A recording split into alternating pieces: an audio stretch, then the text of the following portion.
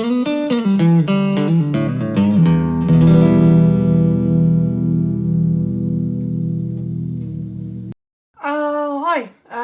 so this is one of my little videos to explain how to tune your guitar by ear. So rather than using a gadget to tell you when each string's in tune, this is going to help you dial in your ears a little bit so you can hear when those strings are in tune as opposed to just relying on a dial telling you. Okay, so it's more about dialing in your hearing than looking at a dial on a screen.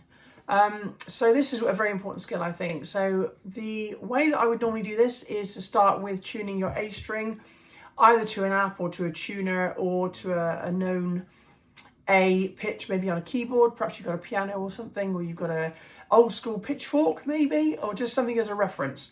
So what I'll do just to kind of shortcut things here is use a little tuner on the headstock, which are fairly cheap and cheerful, but they're good to get you started and get you an actual sort of reference pitch to then work off to tune in the other strings.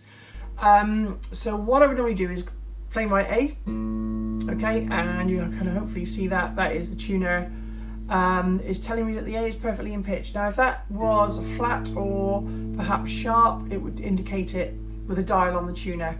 Obviously you'll need to try and get as close to the correct pitch as you can. So on this particular tuner it goes green when it's in tune, more or less perfectly in tune. Okay, so that is my A in tune. Now that is going to be turned off and taken off the guitar. Okay, so what we do now is we'll now tune the rest of the strings to that one string that we know is actually tuned correctly. So what we do then is we play the A string on the 5th fret. So I'm talking about behind the 5th fret, obviously not on the fret. We'll play behind it.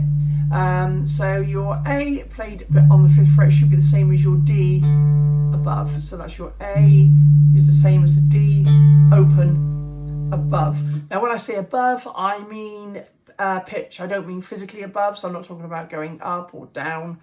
I'm talking about the actual pitch relative to the other strings. So you go from low to high. Okay, so that pitch should be the same as the D string, which is physically below it, but it's actually tuned above, isn't it? Because our strings go from low to high. Okay, so once we're happy with the D, okay, that's good. So we'll tune the D. Should be the same as the G above. Again, I'm talking pitch, not actual physically. Okay, so the G string is a higher string than the D string. Okay, so I refer to it as above. Okay, so you're playing your D on the 5th fret, should be the same as the G above.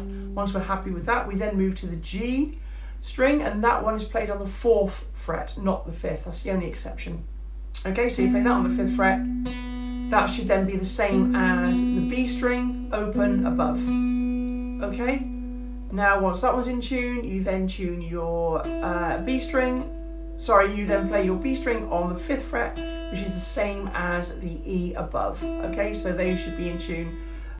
Then we jump down and do the E string, which should be the same as your A open string. Okay, so I'll detune that slightly, just so we can get an idea of when it's not in tune. Okay, so you can hear that that's flat. So what I would then do is I would then play that string repeatedly and hear when that pitch rises. Okay, so then try it again.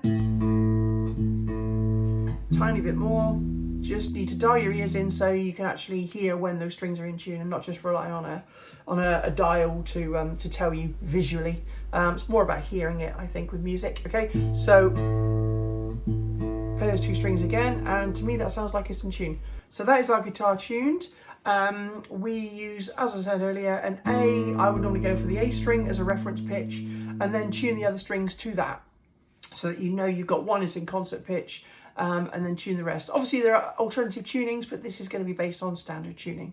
Okay, so your strings are EADGBE, going from low to high.